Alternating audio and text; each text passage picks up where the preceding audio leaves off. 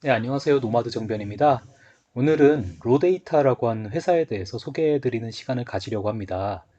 그 로데이터라고 하는 회사는 저와 몇몇 변호사님들, 그다음에 개발자분들이 함께하고 있는 리걸테크를 주 목적으로 하는 회사예요. 그래서 리걸테크라고 하면은 이제 법률과 기술, 그러니까 리걸과 테크놀로지의 합성어거든요. 저희가 이 사업을 시작한 지 5년이 넘었고, 그동안 사업적으로나 개인적으로 여러 가지 일들이 있었습니다. 저희 팀이 그동안 어떤 일을 했는지 짧고 간단하게 소개를 해드릴게요. 자, 화면을 보시겠습니다. 이거는 저희가 2016년부터 2018년 초까지 해서 만든 법률 정보 제공 사이트예요. 보시다시피 아주 심플하게 만들었는데요. 이 사이트의 주력은 의사결정 나무, 그러니까 디시전 트리라고 해서 그 의사결정 나무 방식의 법률 정보 제공입니다. 직접 보여드리는 게 이해가 빠르시겠죠? 자, 들어가 볼게요.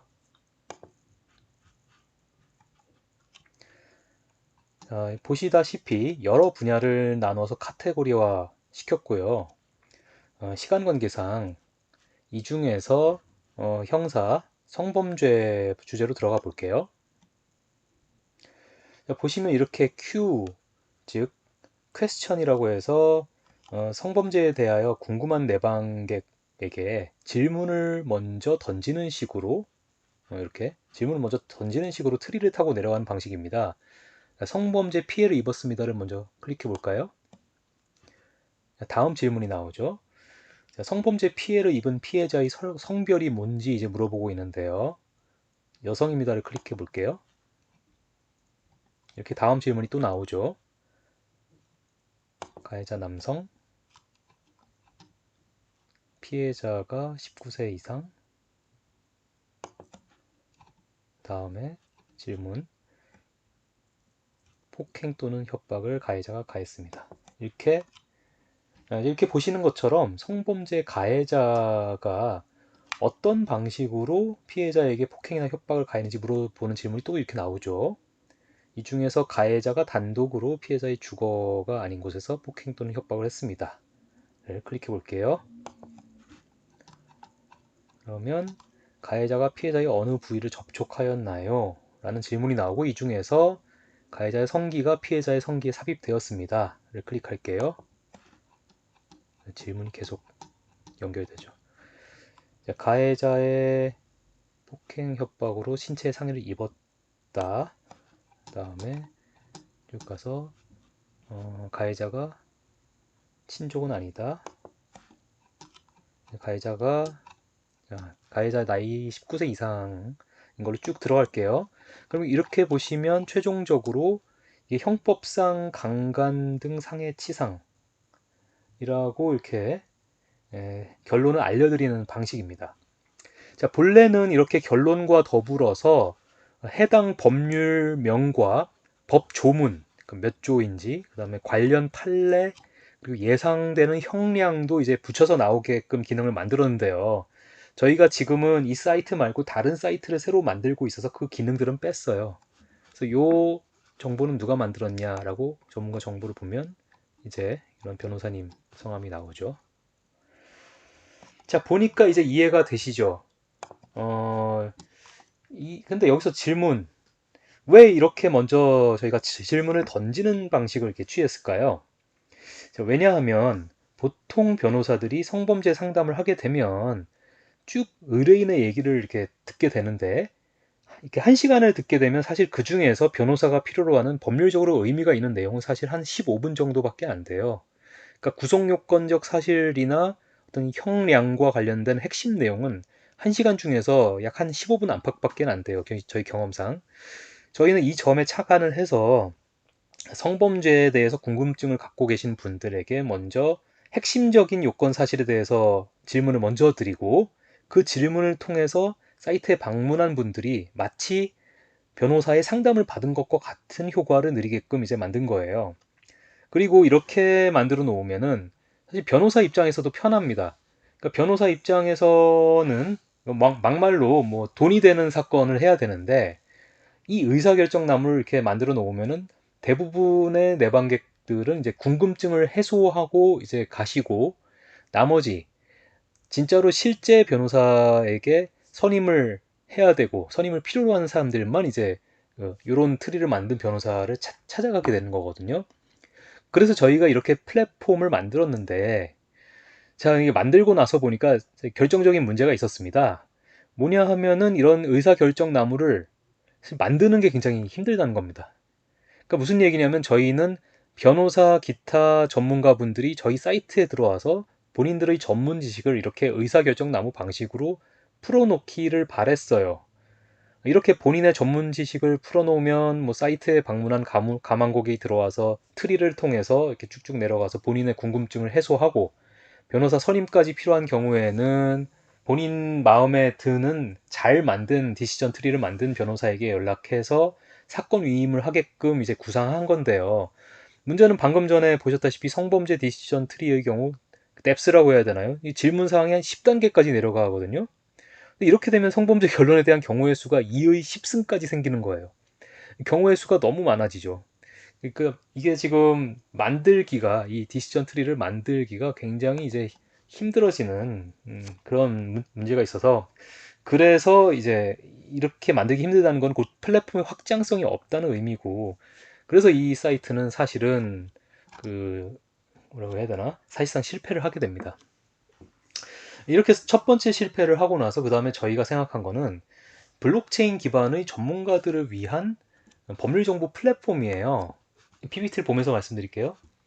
이건 저희가 재작년에 만든 자료인데요. 자, 자료를 보시면 먼저 법률 시장의 문제점으로 저희가 당시에도 그렇고 지금도 그렇고 양극화를 짚었습니다. 양극화. 그 2019년 1월에만 전국의 법무법인이 1155개나 되고 전체 개업 변호사는 21,602명이나 되지만, 사실 매출액 기준으로 대한민국 10대 법무법인 법률사무소, 이 매출 합계액은 2016년에는 2조 1141억, 2017년 2조 2835억, 2018년 2조 4122억, 계속 늘어나고 있죠. 그래서 전체 변호사업 매출액 중에서 이 10대 법무법인이 매출액이 절반 가까이를 차지하는 것으로 추정될 정도로 이제 양극화가 엄청나게 심각한 상황입니다. 그리고 이게 참 근데 이상한 게, 변호사 수가 이렇게 많이 늘어났는데도 수요자, 즉 고객, 소비자 입장에서는 서비스가 별로라고 이제 생각을 하고, 공급자 즉 변호사 입장에서는 수임료가 너무 적어서 사무실 운영이 어렵다는 말들을 해요. 이게 지금 대체 어떻게 된 걸까요? 이게 무슨 일이 일어난 걸까요? 그래서 저희는 그 이유를 이렇게 판단했어요. 자, 대형 로펌들이 절반 가까이 차지하고 있는 전체 매출액의 나머지 시장, 나머지 절반의 시장에서 어떻게 경쟁이 이루어지고 있느냐? 그 나머지 시장은 중소 로펌과 개인 변호사들이 박터지게 싸우고 있는데요. 사실 대형 로펌은 큰 걱정이 없어요. 물론 대형 로펌들도 요즘 많이 힘들어지긴 했지만 상대적으로는 괜찮습니다. 문제는 수많은 중소 로펌과 개인 변호사들이에요. 나머지 법률 시장에서 정보를 누군가가 독점해서 가지고 있는 게 문제다. 그게 누굴까? 네, 바로 그게 외산 SNS, 대형 포털, 검색 엔진들이라는 겁니다. 자, 그래서 그리고 나머지 절반의 시장에서 고객과 변호사 간의 괴리가 생기는 이유는 이 둘, 즉 중소로펌 개인 변호사와 그 소비자들, 이 둘을 연결하는 정보를 대형 포털이나 거대 글로벌 기업들이 독점하면서 중간에서 광고비를 착취하고 있다. 그렇기 때문이라는 겁니다, 이게. 이거 포털의 광고죠. 그래서 승자는 제로섬 게임이 돼서 거대 포털만 된다는 거죠.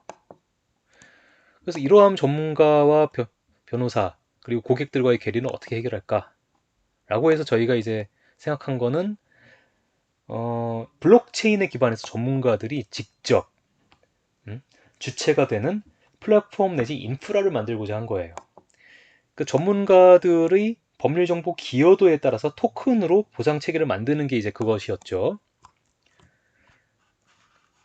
이렇게 보시면은 좋은 얘기가 나와 있죠. 네.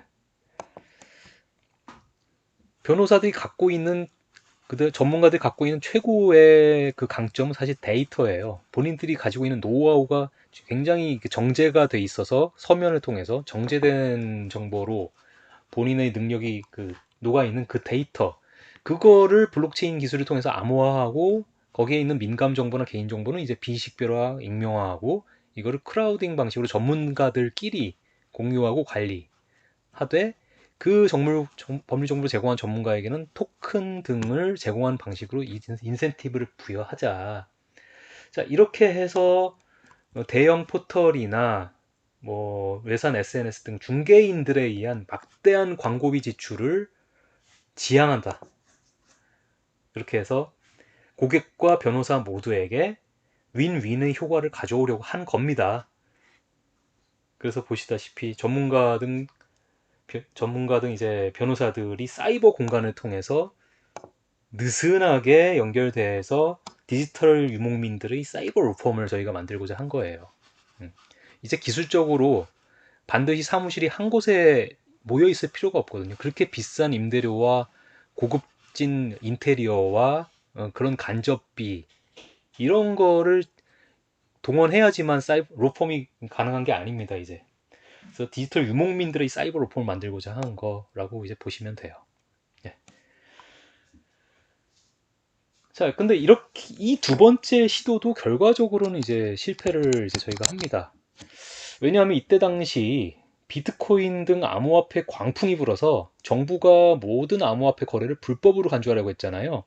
그러니까 정부발 규제 리스크가 발생해서 암호화폐에 대한 좋지 않은 인식들이 퍼져나갔고 그 바람에 이게 블록체인 산업과 기술의 발전 가능성마저 퇴보되고 말았어요. 참 아쉬운 부분이죠. 블록체인 기술의 옥석을 좀 잘 가려서 정책 방향을 좀 바로 잡았으면 지금 훨씬 성과가 좋았을 텐데 하는 아쉬움이 남습니다. 어쨌든 당시 분위기가 이제 급랭하면서 저희의 이 두 번째 시도도 실패를 하고 맙니다. 그러니까 말씀드리다 보니까 이제 길어졌는데요. 그 이후에도 저희가 정부 지원 사업으로 네트워크 기획과제라고 뭐 6억 원짜리 사업도 뭐 지원하고 했는데 1차는 통과했지만 뭐 2차에서 최종 탈락하는 등 어려움을 겪습니다. 이때 당시 개인적으로 마음고생을 많이 했습니다. 어쨌든 이상으로 저희 로데이터가 걸어온 5년여의 시간을 정리를 해봤어요. 중요한 것은 어떤 저희의 도전은 아직 끝나지 않았다는 겁니다.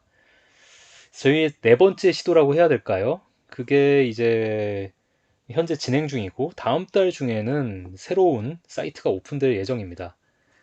요거는 지금 현재지만 이제 이게 다음 달에 새로운 걸로 오픈이 됩니다. 사이버 로펌 개념이라고 생각하시면 돼요. 오픈하고 나서 저희 사이트를 소개해드린 시간 갖겠습니다. 오늘도 영상 끝까지 봐주셔서 감사하고요. 구독과 좋아요 잊지 마시고 누르시고 가세요. 그럼 노마드 친구들 다음 시간에 또 다음번에 뭐 얼굴 뵈면서 만나겠습니다. 그때까지 안녕.